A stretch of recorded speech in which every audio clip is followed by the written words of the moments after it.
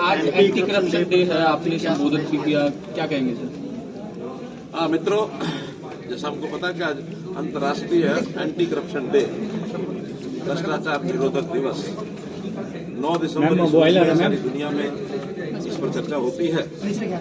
और चूंकि एक समाज में बहुत ही एक बड़ी बुराई है, कैंसर है, और इस समस्या के लिए हमेशा जनता को जागरूक करना, नेताओं को जागरूक करना, ब्यूरोक्रेसी को जागरूक करना, ये बहुत आवश्यक है।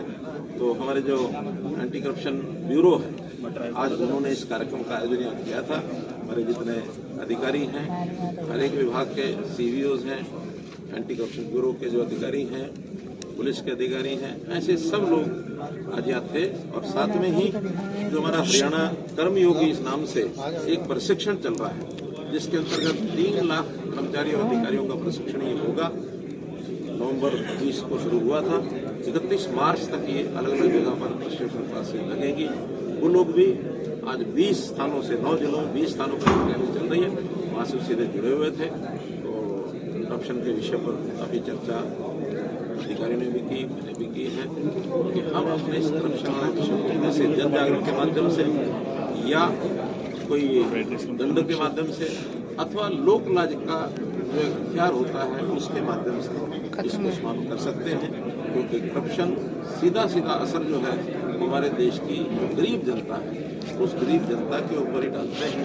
हमें अपने समाज के प्रति संवेदनशीलता का ध्यान रखना चाहिए, करप्शन से लोग को दूर करना चाहिए।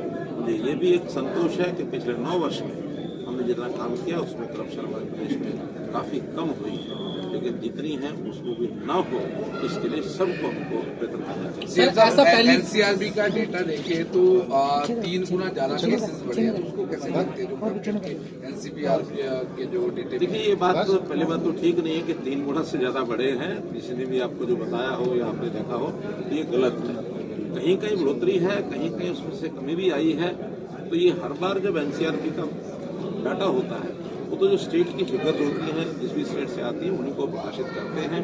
हाँ, उसमें हमारा डिपार्टमेंट, पुलिस विभाग या अन्य जो क्राइम जिस भी विभाग से संबंधित होता है उसको पर काम करते हैं तो उसको न बढ़ने दिया जाए, उसको रोका जाए। लेकिन जिस प्रकार के समाज में बाकी गतिविधियां होती हैं उसके साथ कई चीजों का सीधा रिलेशन होता है, तो उसमें भी संस्कारों का विषय, उसमें भी दंड का विषय सब होता है। हम जहाँ कहीं इस प्रकार की कोई राइज हमको देखने को मिली है उसको जरूर अगले वर्ष में कम। सर, ऐसा पहली बार संभव हुआ कि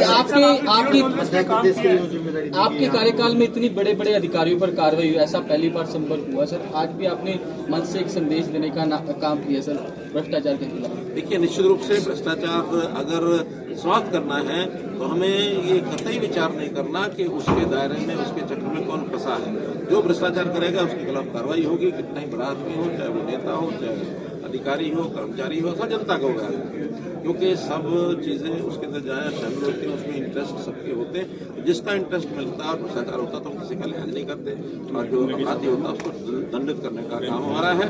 जहाँ तक एक प्रश्न पूछा गया है कि मध्य प्रदेश के मुख्यमंत्री का जो चयन होना है उसमें केंद्र की ओर से मुझे वहाँ एक दायित्व मिला है, वहाँ के प्रभारी के नाते से। और सोमवार को वहाँ विधायक दल की मीटिंग रखी गई है और मुझे दायित्व है तो मैं जाऊँगा।